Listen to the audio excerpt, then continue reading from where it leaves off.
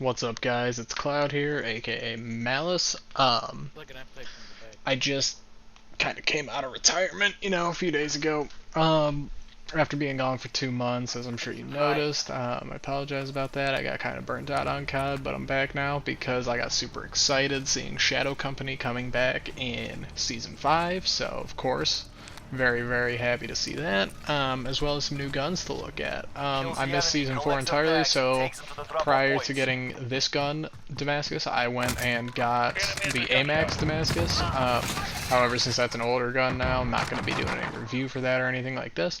But since this is the new AN-94 assault rifle, and a lot of people have questions about, is it good? Is it not good?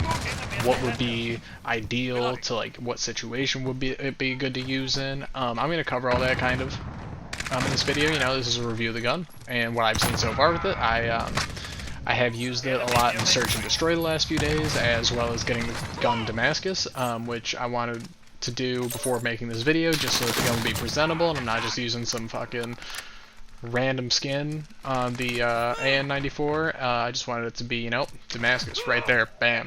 It's done. Maxed. So, to start with, as you can see here, I'm tapping the trigger a little bit, and I'll do it again in a few seconds.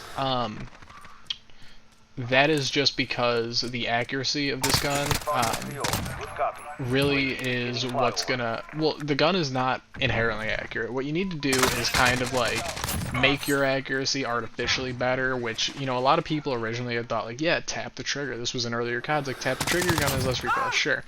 I wouldn't recommend that on many guns in this game. However, the AN-94 is an exception because the first two bullets that shoot the Hyper Burst has no recoil, so ideally you don't have any recoil almost if you're tapping the trigger, and it becomes very, very lethal.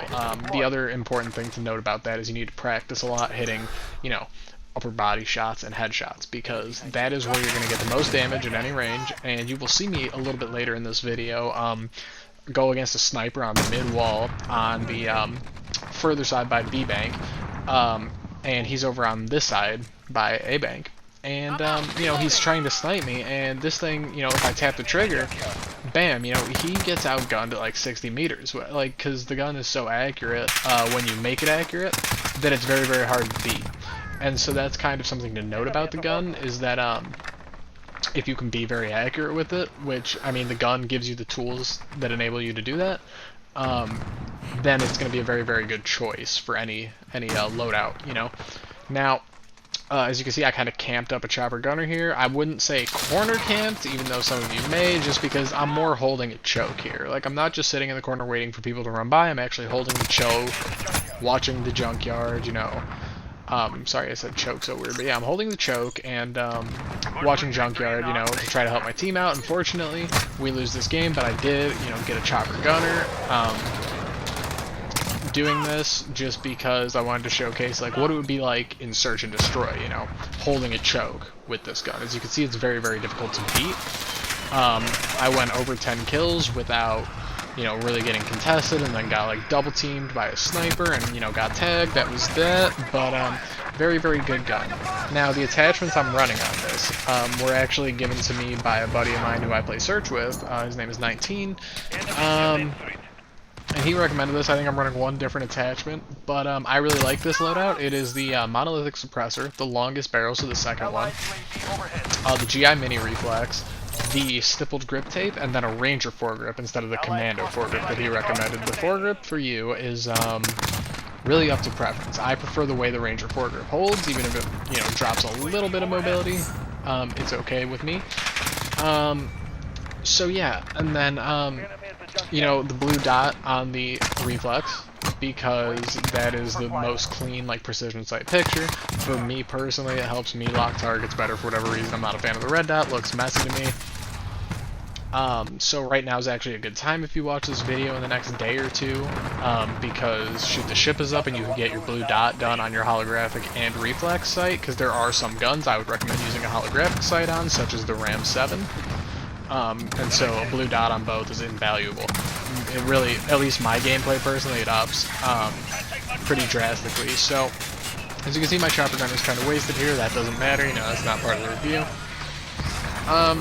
So yeah, the AN-94 has very, very good starting damage, really. Like, you know, those first 3 bullets that you hit are almost instant, and if you can land those, you basically win the gunfight every time. Now, where you start to get into trouble is holding the trigger down, which may be a bad habit for a lot of people. Like, if you hold the trigger down, the gun's fire rate, like, slows down a little bit, it seems like, and on top of that, it gets a little bit more, you know, obviously recoil comes into effect and everything, but it almost seems like if you don't land those first 5 shots, you have to use like half your clip to get those last few shots on. It's like a 7-shot kill.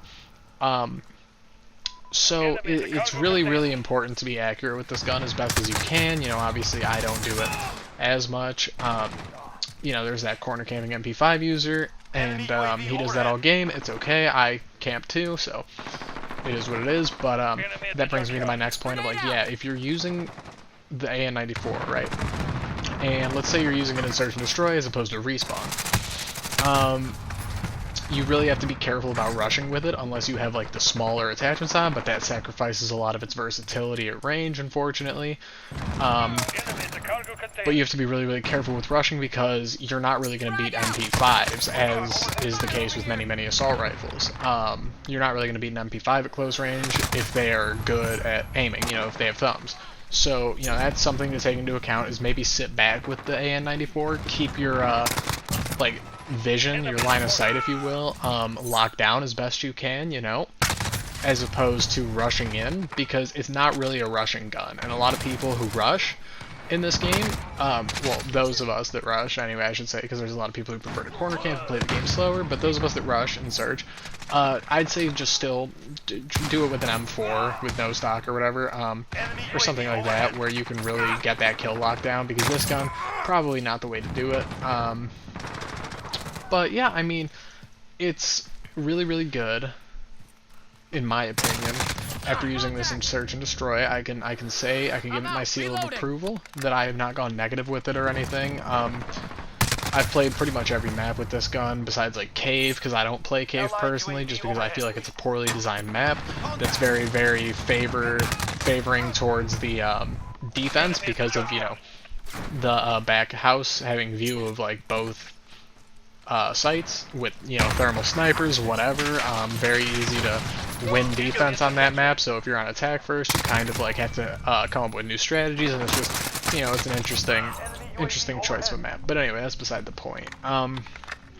Yeah, I tested this out on many maps, and in general I was very pleased with how this performed. You know, there were some kills where it's like I got greedy, whatever, and I like kept shooting after the burst, or, you know, I ran out of ammo because I had shot a few more times than I needed to, and with that, you know, you don't want to do that, or you want to avoid that as much as possible. But overall, very, very good. It's not really a gun that you're going to be like clutching with, you know, like if you're getting multi-rushed, it's not going to be like an M4 where you could take like 4 or 5 people down instantly, unless you hit all those burst headshots on each person, which requires a very high amount of accuracy that I do not possess, but, you know, some people do, so then do your thing. This gun is more just a raw slaying gun, I would say. This gun is what you're going to use to get easy kills in one-on-one gunfights. This is what you're going to use to give your team the upper hand. You know, if you have snipers in the back, if you push forward to mid and lock down a mid lane, people who cross mid lane, you could either tag up and get them finished by a teammate, or you can really just do a lot of damage to the enemy team with this. I would definitely recommend trying this out. Very, very good weapon. And that's about it for like the review I can really say for now. That's why this video is going to be called Under Review, because I'm going to be interested to see how this turns out, how it's received, and based on that, you know, if it gets a few likes, whatever, or request to do like an ISO version of this, then I will do that. So thank you guys for watching, and that's the AN94 review. Yeah.